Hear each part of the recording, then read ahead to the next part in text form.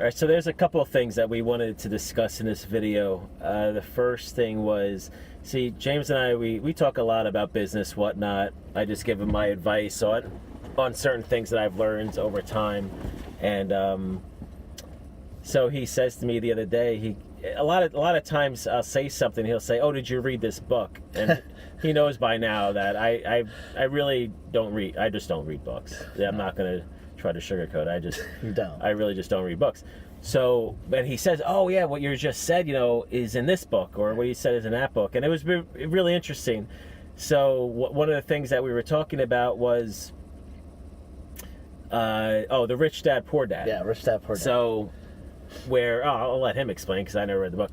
But so explain. So some of you who may not have ever read Rich Dad Poor Dad, for those of you who do read, it's Robert Kiyosaki, and it's the story of him growing up in Hawaii, and he had his father, which he calls the poor dad, which he wasn't really poor, it was just that his dad was of a traditional upbringing, go to school, get a good job, work your way up the ladder, and then his best friend's dad, that was... at the time, he didn't graduate past 8th grade. He didn't even have a business at the time, but he was building this company, and he wound up to become the richest man in Hawaii. So his father, his biological father, was the superintendent of Hawaii schools. So he had a big profile job. So the other day, Phil and I were talking, and it was a situation where, which one was that, where I said, that's in Rich Dad Poor Dad, where you just went ahead and you just went with the... decisions that you were making. So I was at a point in my life when I was basically before I started my first business where I had the opportunity to go get a job. Right. And it was a good job, large company, typical corporate America stuff. And then I had the ability to start my own business. So my dad said, "Hey, go start, go get the job." Right. And do that, and its stability and blah blah blah. And then my girlfriend at the time, her dad was a wealthy guy and owned commercial real estate, had his own business, lived in a town that's Dix Hills. If you live around here, it's a higher net worth people live there. Right. I guess you could say.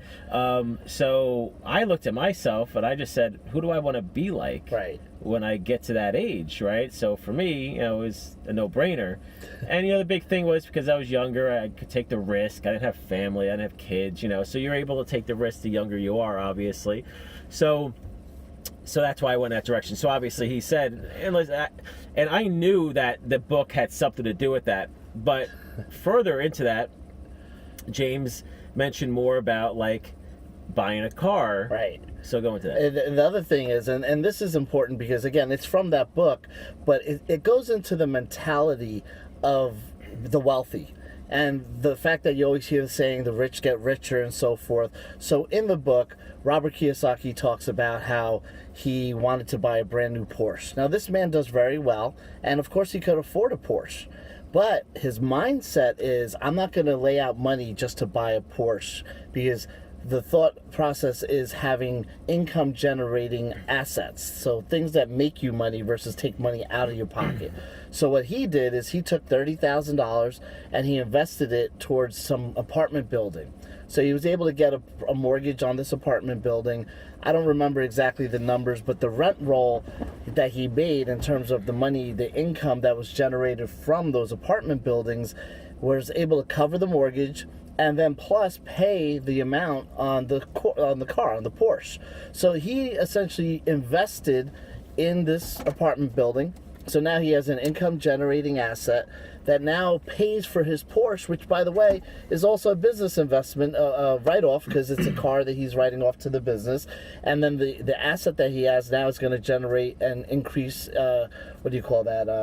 appreciate over time. So he invested in an apartment complex. That income paid for the mortgage, so he has the asset is going to also appreciate, and now he's able to drive around his Porsche that's paid for by the income-producing asset.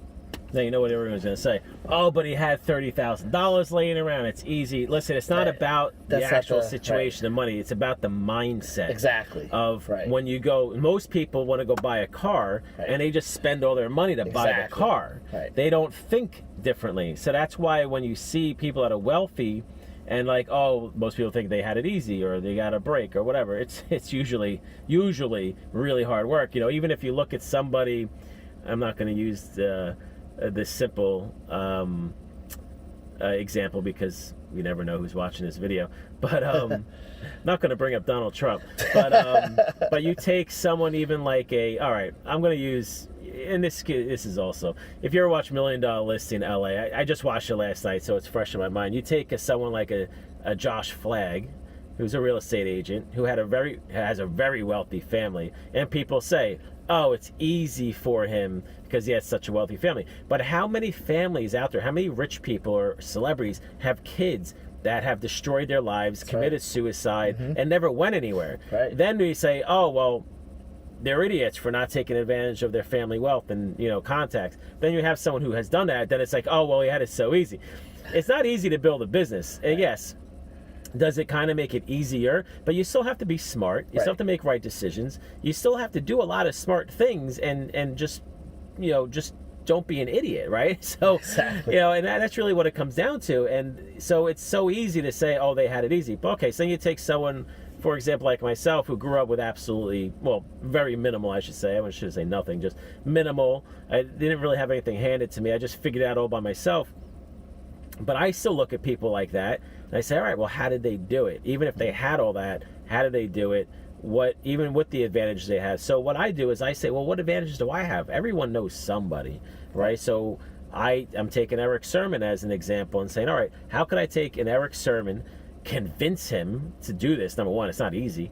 Convince him to do it, to partner with us, and then turn around and say, all right, how do I now use that to make money? Because just because he's partnering with us doesn't mean it's guaranteed money in the bank. You still have to do the business and work it and blah, blah, blah, and obviously do all this other stuff that comes into play. So that's one thing. It's having the right mindset and really understanding what it takes to be successful and put the work in. Another story I think that we talked about was I mentioned a guy. Okay, so I was getting on my phone I can control my sprinkler system. So the sprinkler guy was here installing it. So he's talking about some guy who has millions of dollars, and he goes, oh man, if I had that much money, I'd just be sitting on an island somewhere. Right. And of course I didn't say this to the guy, but basically in my mind when he first said that, I said the reason why you don't have that is because you think that if you had it, you sit on an island somewhere. That's the reason why you don't have it in the first place. Because his first instinct of, if I have money, I'm just going to do nothing. Right. But the problem is that you need to really bust your butt to get to that point and to put the work in to get there. It's not just going to happen because you press the Staples Easy button, right? It doesn't just appear unless you win a lotto. Sure, but then again, what happens is most people lose it because they never actually learned what it takes to keep the money and grow it. They just spend it all. So when I said that to James said, I said, that's another book. And he said, of course, I don't read it. If anybody's read The Law of Attraction, that's another book they actually made into a movie, and the movie's a little weird because it's kind of like a film in a documentary style. They have different physicists and different people, that spiritual leaders and so forth, some business people that talk about it. I know the guy who wrote something Soup for the Soul or something like that. He's in it as well.